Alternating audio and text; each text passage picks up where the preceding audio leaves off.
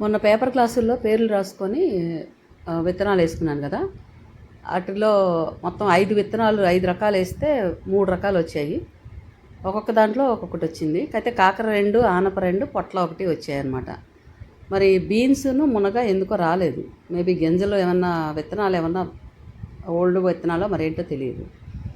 అలాగే బీరపాదులకి వేసుకున్నాను కదండి, చూడండి మా హ్యాపీ ఎలా అలా చేస్తుందో. బీరపాదులకు కూడా రీపాటింగ్ చేసిన తర్వాత మళ్ళీ తాళ్ళు కట్టుకున్నాను. తాళ్ళు కట్టుకొని వాటి సపోర్టర్స్ ఇచ్చాను అనమాట.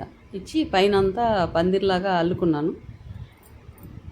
వాటికి అలా తాళ్ళు కట్టేసరికి కొంచెం అల్లుకుంటూ వస్తున్నాయి.